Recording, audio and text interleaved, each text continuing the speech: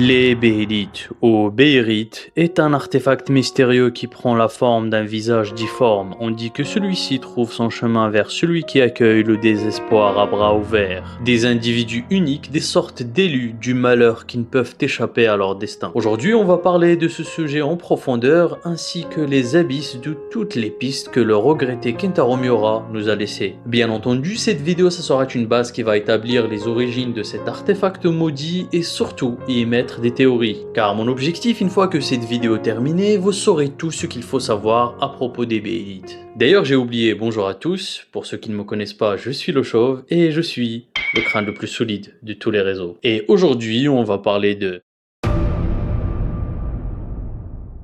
Comme je l'ai décrit avant tout, la Béhélite est un objet qu'on pourrait qualifier de maudit. Elle possède une apparence grotesque, des yeux placés de manière hasardeuse dans un état organique. Car oui, la Béhélite semble vivre, ouvre les yeux, tremble et également mange. Et le plus drôle dans tout ça, c'est qu'elle préfère le fromage, comme nous l'a montré notre roi Puck. En revanche, on ne sait pas si cet objet est destructible. Je suppose que non, puisque globalement, il a l'apparence de mon crâne. Donc oui. La plupart du temps, elle est endormie et réagit uniquement aux entités supérieures, telles que les God End et en présence d'un domaine fort en énergie astrale. Mais celle-ci, bien évidemment, peut se réveiller dans des cas particuliers et on en vient à son art.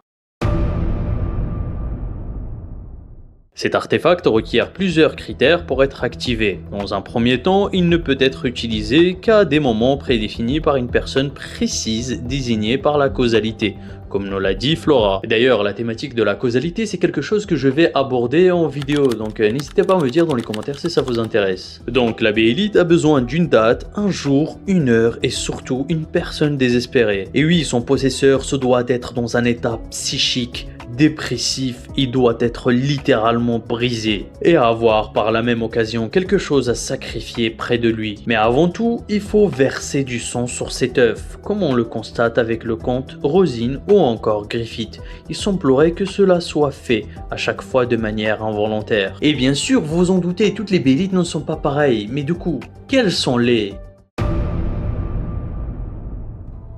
En soi, il n'existe pas un milliard de Béhélites. Bien qu'elles soient nombreuses, il n'y a que deux types. La Béhélite pourpre et les Béhélites grises, bleues, vertes. On ne sait pas exactement pour celles-ci à cause des différentes adaptations animées qui changent la couleur à chaque fois. Cependant, on connaît la vraie couleur de Betty, vous savez, la Béhélite de Puck. Quand on regarde la couverture arrière des tomes, on se rend compte qu'elle est turquoise. Ces artefacts ont pour objectif, bien entendu, de déclencher également un rituel de cultation à petite échelle. Ainsi, on devient un apôtre contre un échange de sacrifices, à la fois de quelque chose qui nous est cher, mais également de notre humanité. Celles-ci sont nombreuses et on ne remarque pas de limite, puisqu'on pourrait avoir toute une armée d'apôtres comme Griffith lors de la bataille pour sauver le Midland et également lors de l'éclipse. Et justement, l'éclipse est un événement sordide lié uniquement avec la Béhélite pourpre, qui est en revanche très rare. Il y en a une qui apparaît seulement tous les 216 ans, pour nommer le prochain God End, une entité conceptuelle dépourvue d'humanité et d'enveloppe physique. Avec une Béhélite pourpre, on devient une idée maléfique au-dessus de toute causalité. Un concept abstrait. Et c'est là on en vient au... Vous l'aurez compris, il est difficile d'avoir des informations concrètes à propos de ces objets mystérieux. L'œuf en lui-même est inutile et semblerait que l'idée du mal, comme l'évoque Flora, on en a induit un pouvoir qui dépasse l'entendement logique, qui agit sur les destins de son porteur. Et en parlant de ça, je pense réellement que l'œuf porté par Guts lui était destiné quand on sait le pouvoir des God End et leur savoir sur la réalité.